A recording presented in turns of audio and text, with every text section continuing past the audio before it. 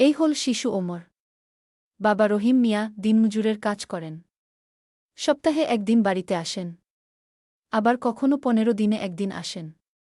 ওমরের মা অন্যের বাড়িতে কাজ করেন, সেই সাথে ওমরের দেখাশোনা করেন। তিনি একজন সৎ ও পরিশ্রমী মানুষ। তিনি 5 ওয়াক্ত নামাজ আদায় করেন এবং সৎ পথে চলে। হাজার কাজের মাঝেও তিনি নামাজ আদায় অবহেলা করেন না। তিনি ওমরকে 5 ওয়াক্ত নামাজ আদায় করার ও সৎ পথে চলার শিক্ষা দিয়ে থাকেন।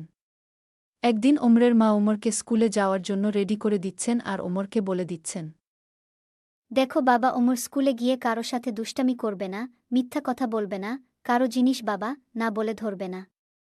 ঠিক আছে? এগুলো বলে বলে ওমরের মা ওমরকে স্কুলে পাঠিয়ে দেয়। স্কুলে পাঠানোর সময় এরকমভাবে কিছু না কিছু উপদেশ দিয়ে দেয়। ওমর শান্ত স্বভাবের ছেলে, সে শান্ত থাকতে ভালোবাসে। কারো সাথে বেশি কথা বলে না। স্কুলে শিক্ষকরা ওমরকে অনেক ভালোবাসে। ওই দিন ওমরের স্কুলে টিফিন পিরিয়ডের সময় সবাই যার যার মতন টিফিন খেতে চলে যায়। ওমর বসে আছে একা। এমন সময় একজন শিক্ষক তাকে দেখতে পায়। শিক্ষক ওমরকে দেখে জিজ্ঞেস করে, ওমর, তুমি এখানে বসে আছো? তুমি কি টিফিন খেয়েছ?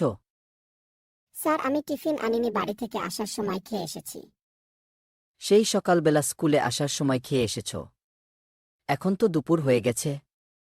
তোমার মাকে বলতে পারো না তোমার জন্য টিফিন রেডি করে দিতে? স্যার, আমার মা খুব সকালে অন্যের বাসায় কাজ করতে চলে যায়। ওইখানে সময় মতো যেতে হয়, তাই সকালে আমার জন্য টিফিন রেডি করে দিতে পারে না। ও, বুঝতে পেরেছি। তা সকালবেলা কি দিয়ে খেয়ে এসেছ? বাড়ি থেকে শুটকির ভর্তা দিয়ে পান্তা ভাত খেয়ে এসেছি।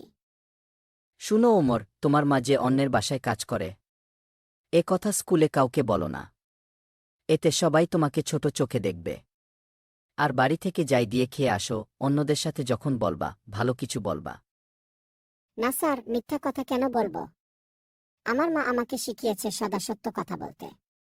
মিথ্যা বলা কবিরাহ গুনাহ। তাই সবাই আমাকে ছোট চোখে দেখুক, এতে আমার দুঃখ নাই। আমি সত্য কথাই বলবো।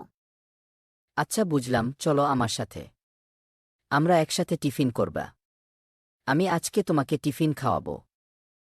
না স্যার, মা বলেছেন আল্লাহ ছাড়া আর কারো দয়া যেন গ্রহণ না করি। বান্দার কাছ থেকে বান্দা দয়া নেয়াটা আল্লাহ পছন্দ করেন না। আল্লাহ পরাক্রমশালী ও দয়ালু। ক্লাস 3তে পড়ুয়া একটা ছেলে তুমি। তুমি আজ আমায় যে কথা শোনালে, আমি ধন্য যে তুমি আমার ছাত্র। ধন্য তুমি, তোমার মায়ের মতো একজন মা পেয়েছ। তোমার মাকে আমার সালাম। তোমার মায়ের মতো মা যেন পৃথিবীর সবার ঘরে ঘরে আসে।